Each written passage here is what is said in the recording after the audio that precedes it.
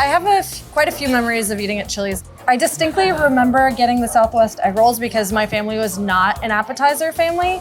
Like, you got water when we went out to eat and you got your entree and that was it. I do remember one time we got the Southwest egg rolls and it was like, you know, such an occasion and they were so good. I really love these and that's why I wanted to make my own version of the Southwestern egg roll as the special of the week here. The Southwest egg roll is a really magical concoction of flaky dough stuffed with black beans, corn, bell peppers, melty cheese, and everything you would want in egg roll that was born in New Mexico. That's pretty good. So we're at Kellogg's Diner in Williamsburg. It's a 97-year-old diner. So we're gonna take the Southwestern egg roll and make it a Northeastern egg roll. It felt appropriate to do a Reuben that's such a classic New York diner sandwich. There are a few key points you want to hit when making an egg roll. The first being a nice flaky exterior. It's really important for an egg roll that you have this like kind of nice balance between crispy crunchy and then like that nice chewy pull from the dough that's like slightly less cooked on the inside. The second thing that you really want is a nice substantial filling that is far too hot when you bite into it. You want to make sure that there's like a nice balance between the filling and the exterior so that your egg roll isn't too dry or too doughy. Once these hit the table, you want them to hold their structural integrity and keep their crisp. It's really important that the fillings are not too wet. A wet filling is going to make your exterior soggy really quickly. All of the components that make a great egg roll also make a great Reuben. We want to take all the elements that make a Southwest egg roll really great, infuse that with all of the flavors of a Reuben and make it more true to New York. When I set out to make this filling, I wanted you to be able to distinguish each component when you bit into it. In a Reuben, you have this really nice braised corned beef, bright, crunchy sauerkraut, melted Swiss cheese, and Russian dressing. A New York deli would make their corned beef from scratch, so that's the way we're gonna do it too. I'm making the brine right now. I have about 7 quarts of water. Corned beef is a brined brisket. We're gonna use equal parts sugar and the curing salt, sodium nitrite, to help preserve the meat. The sodium nitrite's going to help the corned beef keep that nice pink color. And then the kosher salt that we're using is gonna help break down connective tissue and the protein so you have a tender cut of meat. Peppercorns, bay leaf, and mustard seed. I'm just gonna give this a quick mix.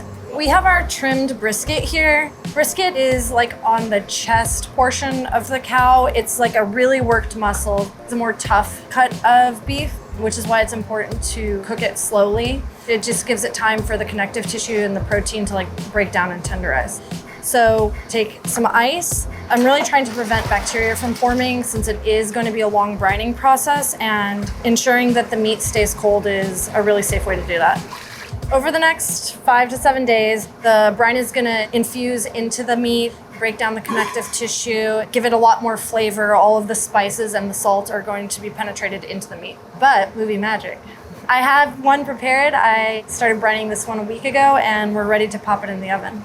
We actually want to use hot water this time as opposed to cold because the goal is to bring the internal temperature of the brisket up so that it's cooking evenly in the oven.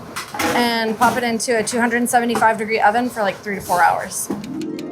Brisket is out of the oven and cooled down. It feels pretty tender. I'm gonna cut into it and make sure that that is the case. Yeah, it looks good.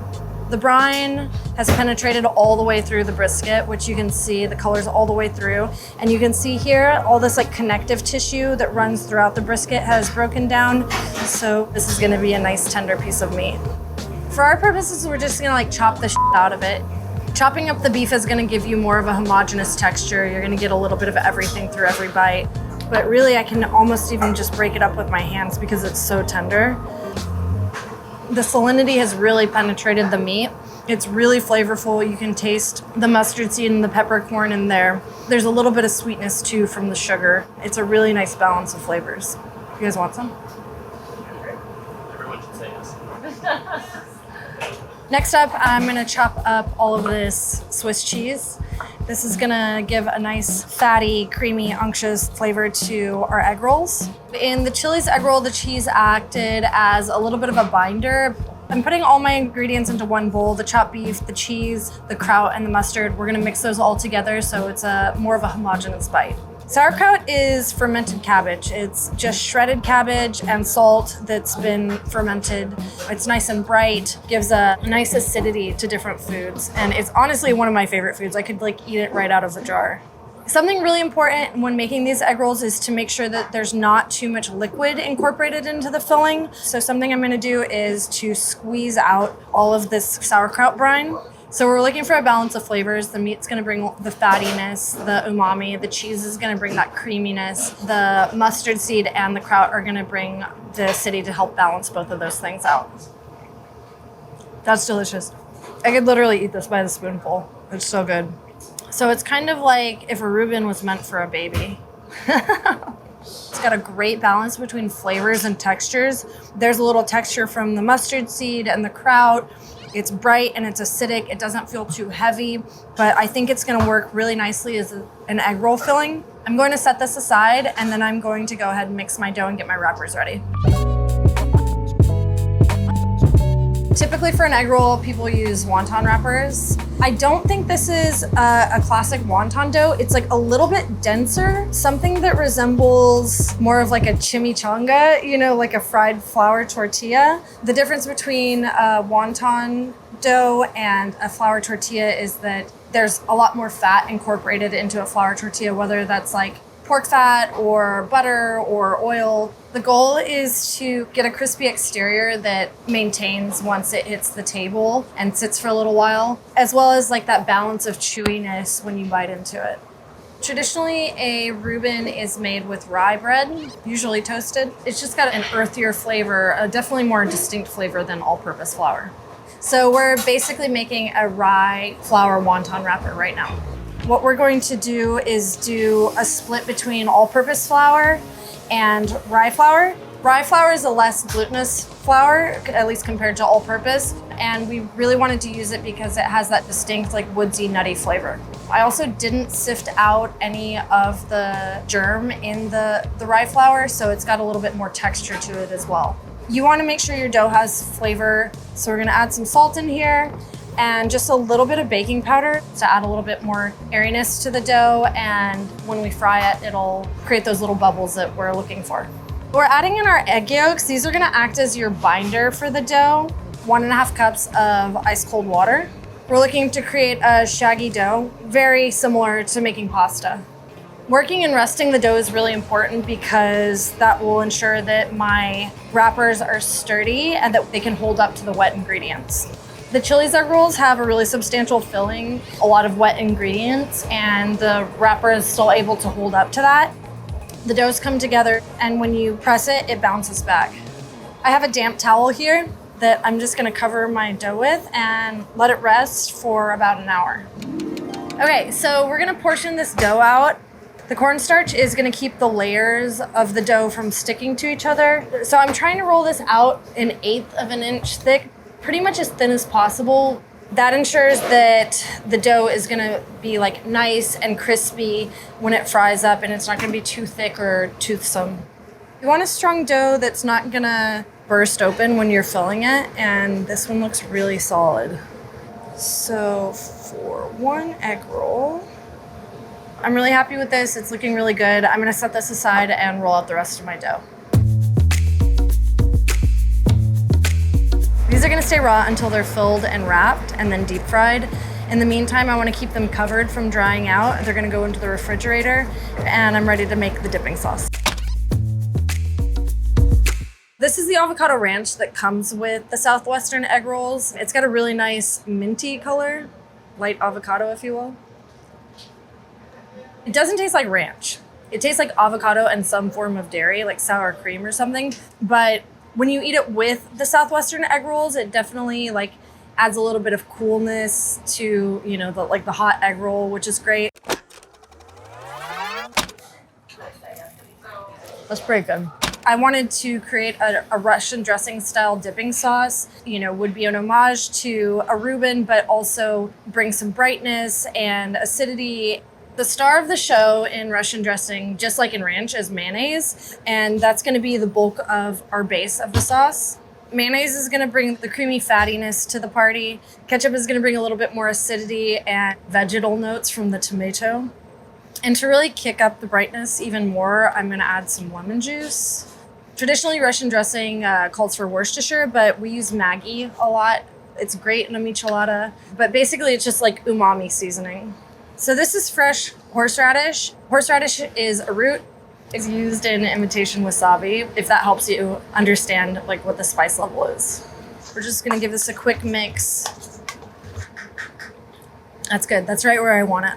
It's gonna help to balance out the fattiness of the meat and the fried dough and the cheese and bring a level of complexity beyond the mustard seed and the kraut that's inside the filling. All of the ingredients are ready. I think it's time that we get these bad boys filled and fried and eaten. Unlike an egg roll that you would get at a restaurant, the Chili's egg rolls are really filled and fat, and we love that about them. And so I want to recreate that, which means that I'm going to use a really solid handful of filling. I'm going to try to compact it a little bit so that it makes it easier to roll. So I'm just going to go around the edge of the egg roll with a little bit of water, fold this over one time and press and seal on the edges. This is where I'm really gonna get the first solid shape and form of the egg roll.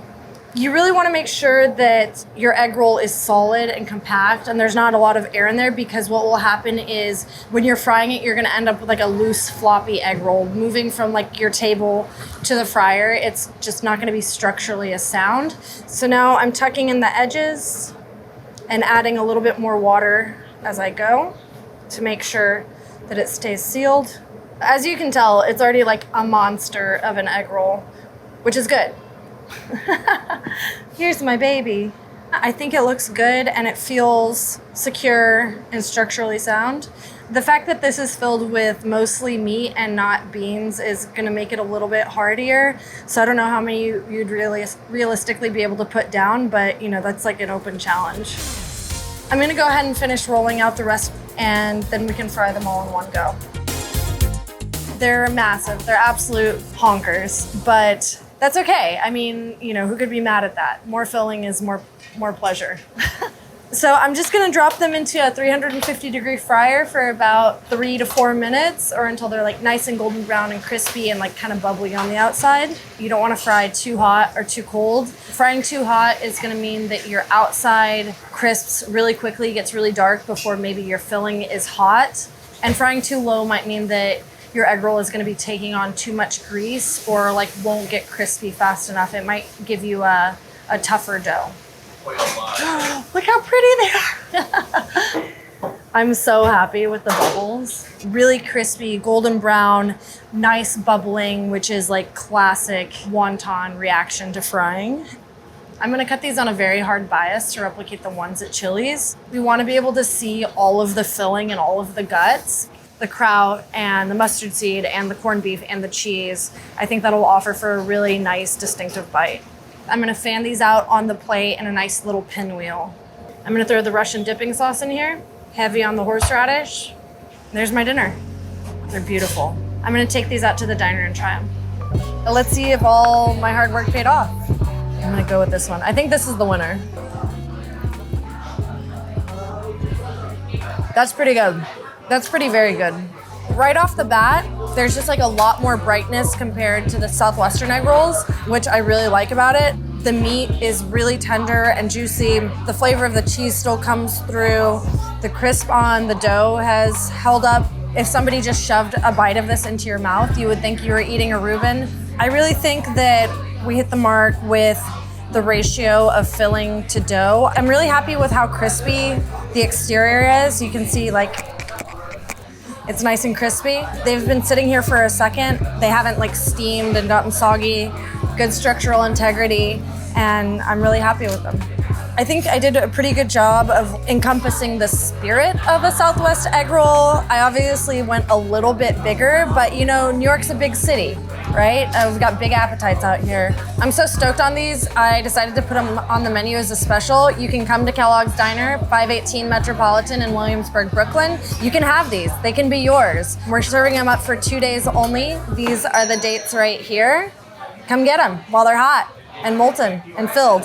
I think we can mark this as a win. I did what I set out to do, which was make a nice, crispy, full, delicious egg roll based on a Reuben and an homage to Chili's Southwest egg rolls. So come to Kellogg's and have some for yourself.